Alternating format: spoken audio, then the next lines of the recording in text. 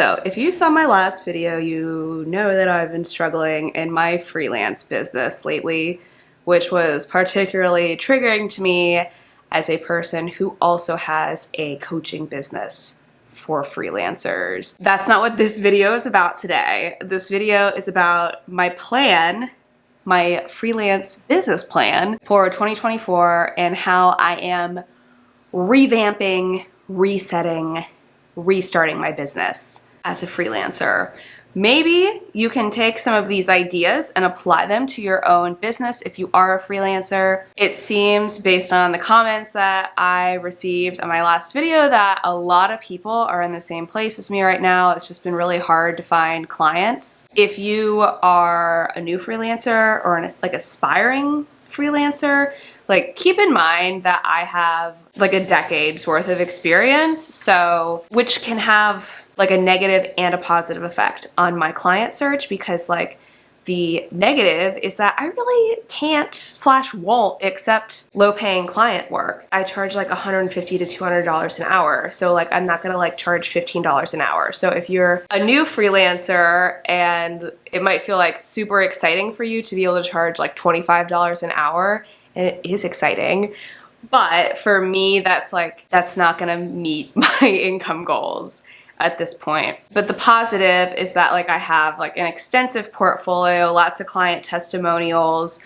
I have a lot of big name clients that I've worked with that sound impressive in my pitches and stuff. And I also really know what I'm doing. I have a lot of experience and I'm really good at this. That's where I have a leg up on newer freelancers. So just something to keep in mind as you're watching this video. I'm not saying that these things that I'm going to do are going to work for you, but you might be able to take some things away from it. Okay, so first of all, first thing I'm doing and that I'm seeing the most success with is reaching out to my network. So I have just been telling people that I'm looking for work, I'm looking for clients, I'm struggling financially, and seeing what kind of opportunities that brings up.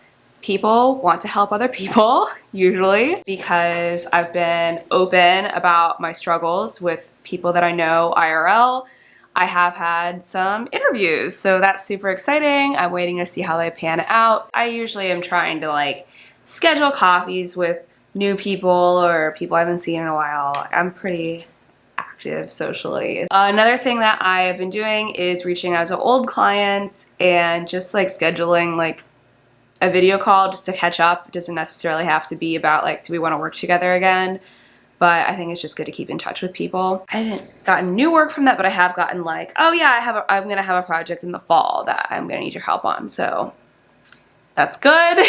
The next thing I've been doing is cold pitching. So I have long been a proponent of cold pitching. I haven't sent enough cold pitches yet to be able to make a call is this really still working or not. I sent out 54 cold pitches recently and I had one call from one of those that resulted in me sending a proposal that I am still waiting to hear back on. So 1 out of 54 is obviously not great numbers, but when you consider that these are cold pitches, I don't know these people.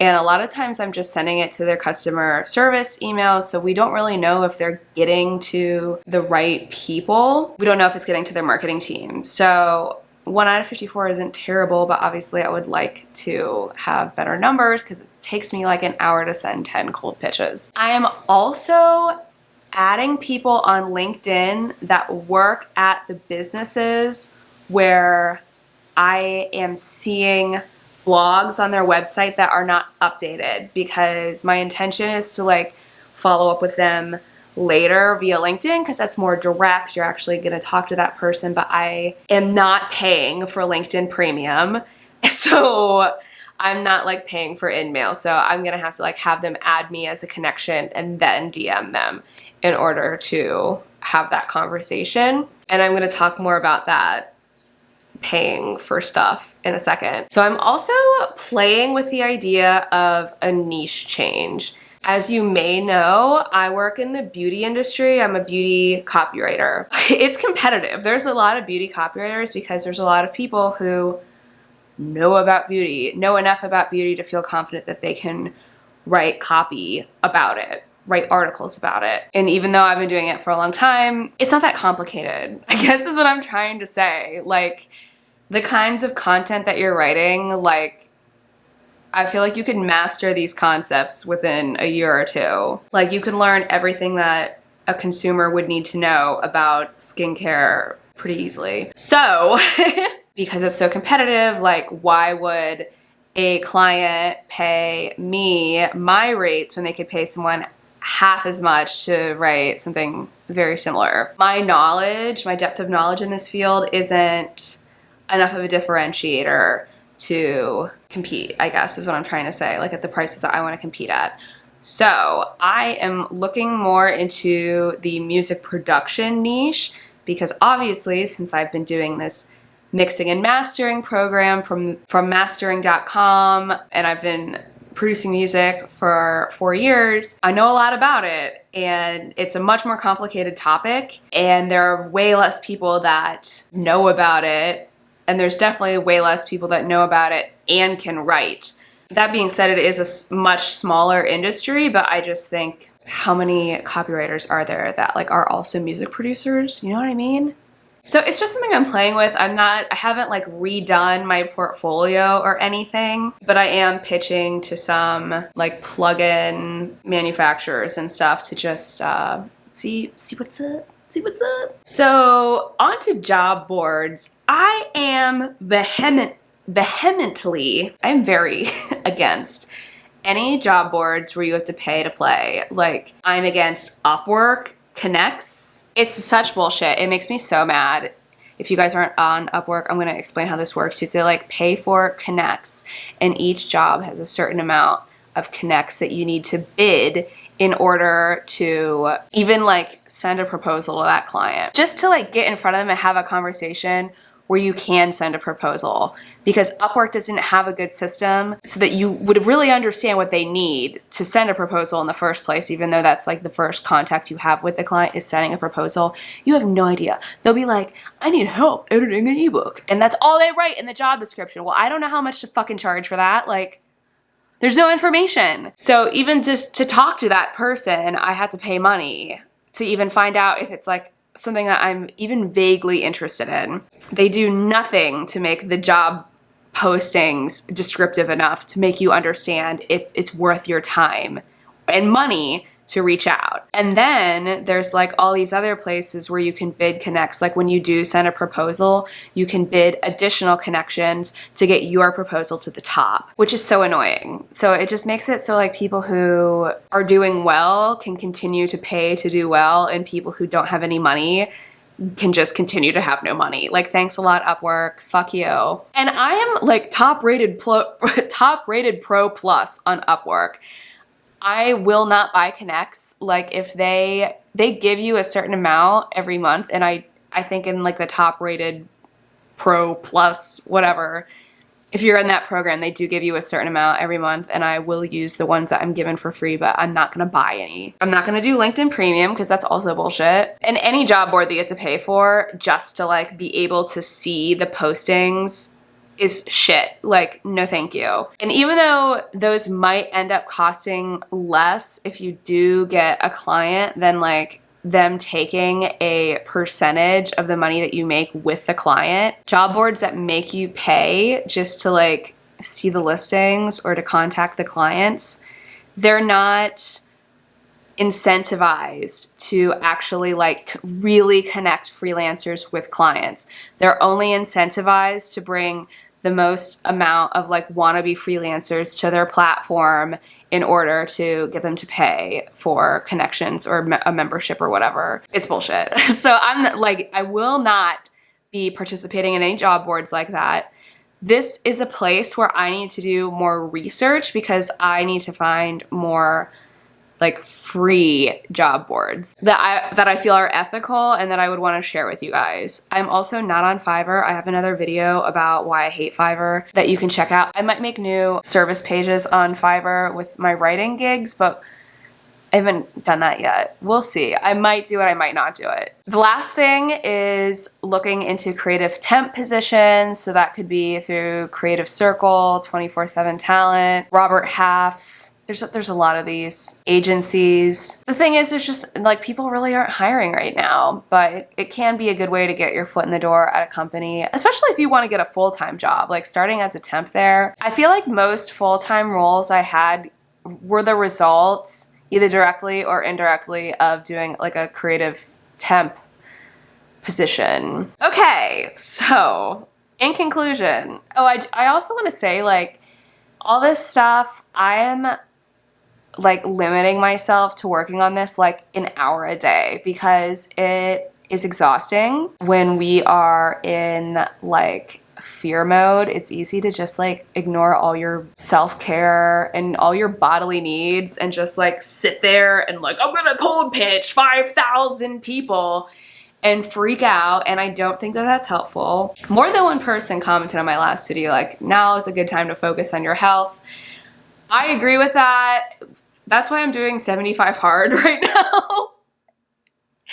It's been really nice to just have something else to focus on besides like money and stuff. And I'm feeling like a lot better physically, so that definitely helps me feel better mentally. But in conclusion, summers are always slow for freelance work, and this one is particularly bad for whatever reason. But I did start my business in the summer 8 years ago, 6 years? What year was 2017? 7 years ago. So it can happen. Unfortunately, like, I'm out of savings, so I'm just having to put a lot of stuff in my credit cards right now. I have personally racked up $12,000 worth of credit card debt twice and gotten out both times, and gotten out very quickly. It wasn't like paying off the minimum for 10 years. Like, I like got my money together pretty quickly once things turned around. So I will be okay, but like, let this be a lesson to you, and it will be a lesson to me as well, that this is why it's always important to be looking for new clients.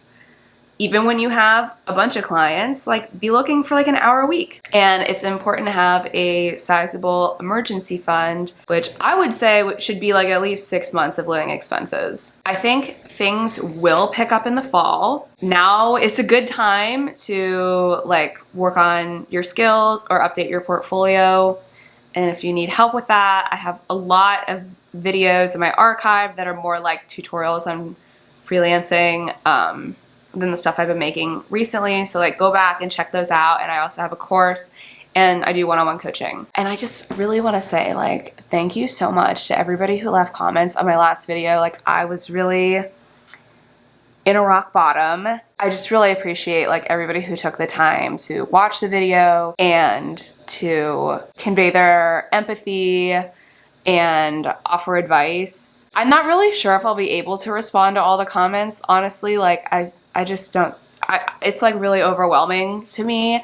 But know that I read every single one. Most of them were kind and helpful, or at least like I could tell it came from a kind place, even if they weren't particularly helpful. I am doing better now. More than one person who left a comment like did TBM, and they were like, girl, you're in a rock bottom. And so I've been definitely leaning more into my TBM practice. I've been doing DIs and journaling every single day. I just finished the summer challenge. It's really helping. Like, it's really helping. I like can't even tell you how much that has helped. So if you're struggling, like, I really think like TBM is like by far the most helpful healing practice thing I've ever done. Like, even compared to like therapy and like doing like intensive somatic healing sessions. So I have an affiliate link for TBM below. I think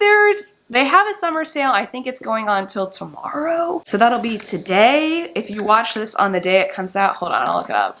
Anyways, so that'll be today if you're watching it. So if you're watching this the day it comes out, then you can just go to their website, and like buying it on their website will be cheaper than my affiliate link. But if you're watching it after the day this video is published, then using my affiliate link will get you a special deal on it. So Just so you know. Okay, that's all. Sorry I just busted this out so fast and I look terrible, but I had to go get a new tire. So to go get my car repaired, and I'm gonna edit this at the dealership. And see now the universe is testing me. It's like, what if fuck up your car? I'm like, I don't care. Also, I have an extended warranty, so but yeah. Okay, that's all I have to say. Okay, bye!